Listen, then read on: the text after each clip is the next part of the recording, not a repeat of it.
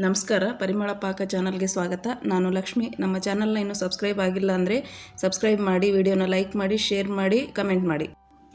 ಬನ್ನಿ ಇವತ್ತು ರವೆಯಿಂದ ಜಾಮೂನ್ನ ಯಾವ ರೀತಿ ಮಾಡೋದಂತ ನೋಡೋಣ. ನಾನಿಲ್ಲಿ 1 ಕಪ್ ಚಿರೋಟಿ ರವೆಯನ್ನು ತೊಗೊಂಡಿದ್ದೀನಿ. ಅದಕ್ಕೆ 1 ಚಮಚ ತುಪ್ಪ ಹಾಕಿದ್ದೀನಿ. 1 ಕಪ್ ರವೆಗೆ 2 ಕಪ್ ಹಾಲು ತೊಗೊಂಡಿದ್ದೀನಿ.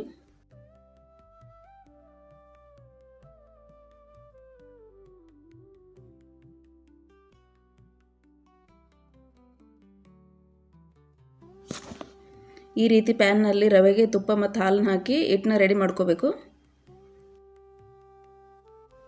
ಹಿಟ್ಟು ರೆಡಿ ಆದ ನಂತರ ಅದನ್ನು ಒಂದು ತಟ್ಟೆಗೆ ಹಾಕ್ಕೊಂಡು ಆರ್ಲಿಕ್ಕೆ ಬಿಡೋಣ.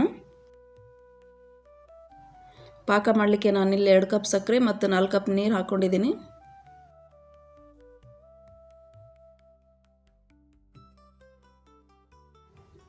ಪಾಕದಲ್ಲಿ ನಾನು 2 ಏಲಕ್ಕಿನ ಪರಿಮಳಕ್ಕಾಗಿ ಸೇರಿಸ್ಕೊಂಡಿದ್ದೀನಿ.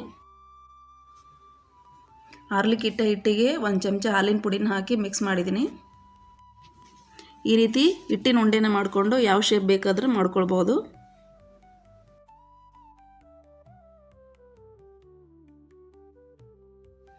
ಈಗ ಎಣ್ಣೆ ಕಾದಿದೆ. ಲೋ ಫ್ಲೇಮಲ್ಲಿ ಉಂಡೆಗಳನ್ನು ಫ್ರೈ ಮಾಡ್ಕೊಳ್ಳೋಣ.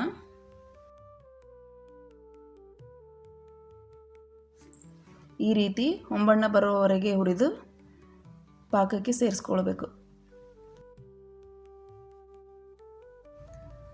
ಅರ್ಧ ಗಂಟೆ ಆದ ನಂತರ ಜಾಮೂನುಗಳು ಪಾಕನ ಚೆನ್ನಾಗಿ ಹೀರ್ಕೊಂಡಿರ್ತವೆ. ನೋಡಿ, ಜಾಮೂನು ರೆಡಿಯಾಗಿವೆ.